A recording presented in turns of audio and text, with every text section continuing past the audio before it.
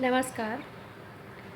मैं डॉक्टर श्रीमती मंजुलता कश्यप, सहायक प्राध्यापक,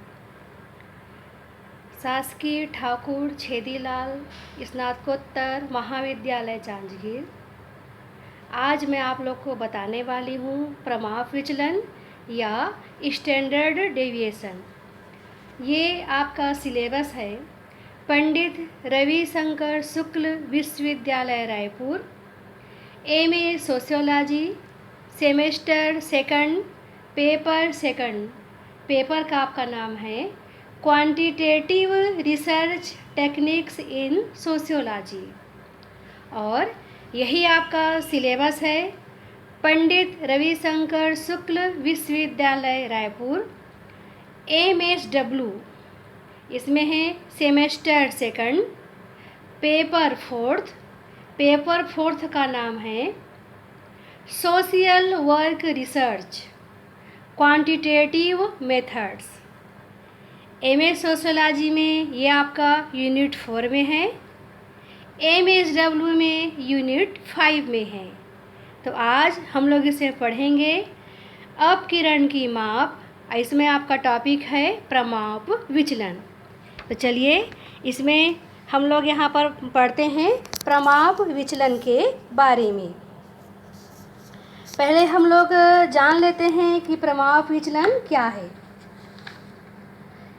किसी समंक समूह के विभिन्न पदों के समांतर माध्य से लिए गए विचलनों के वर्गों के समांतर माध्य का धनात्मक वर्गमूल प्रमाप विचलन कहलाता है।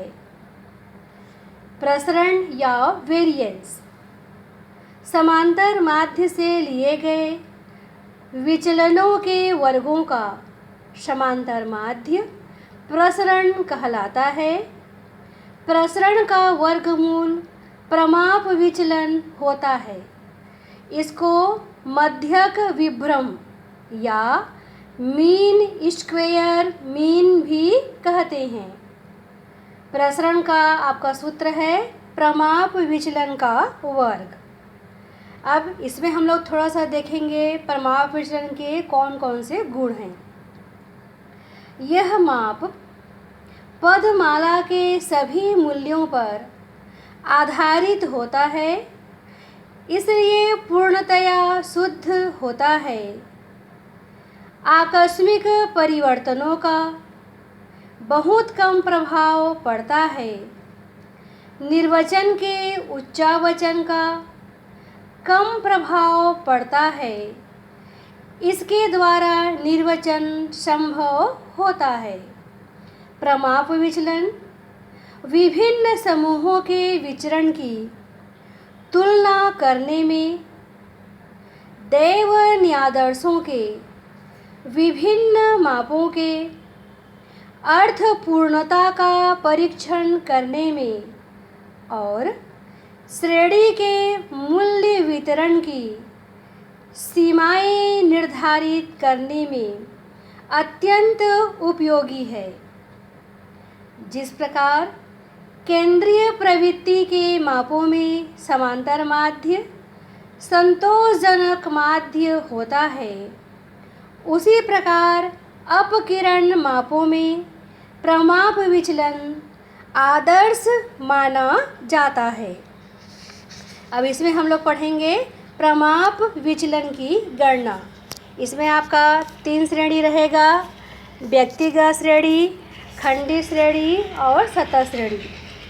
तो इसमें आप लोग पढ़ेंगे व्यक्तिगत श्रेणी में प्रमाप विचलन की गणना। इसमें आपका 2 रीति है, प्रत्यक्ष रीति या डायरेक्ट मेथड। देखिए प्रत्यक्ष रीति कहाँ काम में आएगी, जहाँ आपका समांतर माध्य पूर्णांक में आए। जहाँ समांतर माध्य पूर्णांक में नहीं आएगा वहाँ आप लोग प्रयोग करेंगे लघु रीति या शॉर्टकट मेथड का। अब देखिए इसमें आपका एक क्वेश्चन दिया रहेगा। ये देखिए आपका x दिया गया है, 120, 110, 115 ये करते करते 131 तक। अब इसमें हम लोग क्या करेंगे, यहाँ पर सीरियल नंबर डाल देंगे। देखिए कहाँ तक हुआ, 10 तक, तो यहाँ आपको मिल गया n बराबर 10। फिर देखिए सबसे पहले हम लोग क्या निकालेंगे, समांतर माध्य। समांतर माध्य का सूत्र क्या है, बार x बराबर सिग्मा x अपान n। तो सिग्मा x का मतलब क्या है, पद मूल्यों का योग, इसको हम लोग जोड़ लेंगे, n आपका 10 है। सूत्र में मान भरिए, 1230/10 बराबर 123। देखिए यहाँ आपका समांतर माध्य कैसे निकला है, पूर्णांक में, तो यहाँ आप लोग प्रयोग कर सकते हैं प्रत्यक्ष रीति का। अब देखिए इसके लिए आपको 2 कॉलम बनाना पड़ेगा, d और d स्क्वायर। देखिए d का आपका सूत्र है x माइनस बार x। x का आपका मतलब है पद मूल्य, बार x का मतलब है समांतर माध्य। मतलब हमको यहाँ घटाना है पद मूल्यों से समांतर माध्य को। देखिए इसका मान कितना आया था, 123, हमने यहाँ लिख दिया। अब देखिए 120 से 123 गया, ऋण 3, 110 से 123 गया, ऋण 13, 115 से 123 गया, ऋण 8, 122 से 123 गया, ऋण 1। इधर देखिए 126 से 123 गया, धन 3। इसी प्रकार से आपको इसको निकालना है। अब देखिए जैसे आप लोग यहाँ पर d निकालेंगे, हमको इसको क्या करना है, वर्ग। वर्ग का मतलब है उसी अंक का उसी अंक से गुणा करना है। जैसे देखिए यहाँ पर 3 तिया 9, 13 गुणित 13 कितना हो गया, 169, 8 अट्ठे 64, 1 एकम 1। इस प्रकार से इसका आप लोग वर्ग निकाल लेंगे, फिर इसको जोड़ लेंगे। देखिए कितना आ गया, 622। ये आपका है सिग्मा डी स्क्वायर। अब देखिए यहाँ पर आपका प्रमाप विचलन का सूत्र है, सिग्मा बराबर वर्गमूल sigma D square upon n। ये तो आप जानते हैं, सिग्मा आपका है प्रमाप विचलन, सिग्मा डी स्क्वायर ये आपका है समांतर माध्य से ज्ञात किए गए विचलनों का वर्ग, n है कुल पदों की संख्या।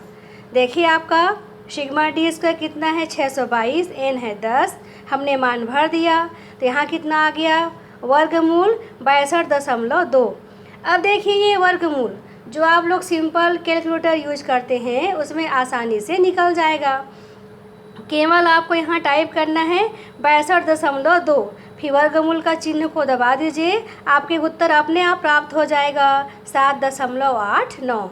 यहाँ आप लोग ध्यान दीजिए कि आपको परीक्षा हाल में सिंपल कैलकुलेटर अलाउ है। अब हम लोग यहाँ निकालेंगे प्रमाप विचलन का गुणांक। इसका आपका सूत्र है सिग्मा अपान बार x या प्रमाप विचलन बटे समांतर माध्य। देखिए आपका प्रमाप विचलन कितना आया था, 7.89, बार x कितना आया था, 123। मान भरिए, यहाँ पर कितना हो गया, 0.064 या 6.4%। ये हुआ पहला प्रत्यक्ष विधि में व्यक्तिगत श्रेणी में प्रमाप विचलन की गणना। अब देखिए इसी में आपका रहेगा सेकंड, लघु रीति, जब समांतर माध्य पूर्णांक में न आए। जैसे देखिए आपका एक क्वेश्चन दिया गया है 43, 48, 65, ये पूरा 59 तक, इसको आप लोग जोड़ लीजिए, कितना हो गया, 526। हमने उनके आगे क्रमांक लिख दिया, n हमको मिल गया 10। पहले आप लोग समांतर माध्य निकाल कर देखिए। ये देखिए बार x बराबर सिग्मा x अपान n, ये कितना है, 526, ये 10, तो कितना हो गया, 526/10 बराबर 52.6। चूँकि यहाँ पर ये दशमलव में आया है तो हम लोग यहाँ क्या प्रयोग करेंगे, लघु रीति विधि का। देखिए किस लिए है, गणना की सुविधा के लिए।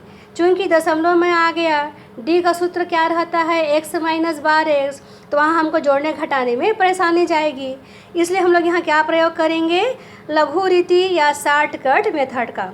इसके लिए हम लोग क्या करेंगे, किसी भी एक पद मूल्य को हम लोग यहाँ कल्पित माध्य मान लेंगे। जैसे देखिए हमने यहाँ किसको माना है, 60 को, हमने यहाँ लिख दिया a बराबर 60। अब देखिए घटाइए आप, 43 से 60 माइनस 17, 48 ऋण 60 माइनस 12, 65 ऋण 60 धन 5। इस प्रकार से इसको आपको निकाल लेना है।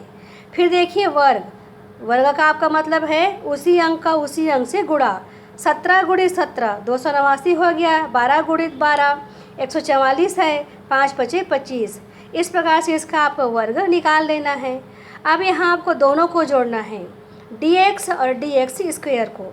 देखिए यहाँ आपको धन एवं ऋण चिन्हों का ध्यान रखना है। dx में देखिए यहाँ आपको कितना मिला है -74, सॉरी यहाँ आपको मिला है -97 धन 23, तो ये घटेगा। 97 में से 23 गया 74, लेकिन देखिए चिन्ह किसका लगेगा, जो संख्या बड़ी है। यहाँ संख्या कौन सी बड़ी है 97, उसका के कौन सा चिन्ह है आपका माइनस, तो हमको यहाँ मिला -74। इसको तो आप लोग जोड़ लेंगे तो आपको मिल जाएगा सिग्मा dx स्क्वेयर। अब देखिए लघु रीति में आपका यह सूत्र है, सिग्मा बराबर √ सिग्मा dx स्क्वेयर अपान n माइनस सिग्मा dx अपान n स्क्वेयर। देखिए सिग्मा dx क्या है आपका, कल्पित माध्य से निकाले गए विचलनों का योग। सिग्मा dx स्क्वायर क्या है, कल्पित माध्य से निकाले गए विचलनों के वर्गों का योग। n है पदों की संख्या। फिर आप लोग इसे मान भरिए। देखिए सिग्मा dx स्क्वायर कितना है आपका 2306, n है 10, सिग्मा dx है -74, आपने मान भर दिया। फिर हमको यहाँ क्या मिला, वर्गमूल 230.6 माइनस कोष्टक अंदर रहेगा -7.4 स्क्वेयर। फिर आपको मिलेगा वर्गमूल 230.6 माइनस 54.76। फिर आपको मिलेगा वर्गमूल 175.84। फिर आपको मिलेगा ये 13.26। अभी मैं बताई थी कैलकुलेटर में केवल आपको टाइप करना है 175.84। वर्गमूल के निशान को दबाइए, ये उत्तर आपको अपने आप मिल जाएगा। फिर भी हम लोग यहाँ निकालेंगे इसका गुणांक। इसका आपका सूत्र है प्रमाप विचलन बटे समांतर माध्य। देखिए आपका प्रमाप विचलन कितना है 13.26, हमने यहाँ लिख दिया। समांतर माध्य कितना है 52.6। इसको हल करेंगे तो कितना मिलेगा 0.252 या 25.2%। तो यहाँ आपने पढ़ा थोड़ा सा कि प्रमाप विचलन क्या है, प्रमाप विचलन का महत्व क्या है या गुण क्या है, और व्यक्तिगत श्रेणी में, प्रत्यक्ष विधि में और लघु रीति विधि में, दोनों में प्रमाप विचलन की गणना। तो यहाँ आप लोग ध्यान दीजिए, जब समांतर माध्य पूर्णांक में आएगा तो प्रत्यक्ष विधि, और जहाँ दशमलव में आए, पूर्णांक में न आए, वहाँ आपको प्रयोग करना है लघु रीति विधि का। धन्यवाद।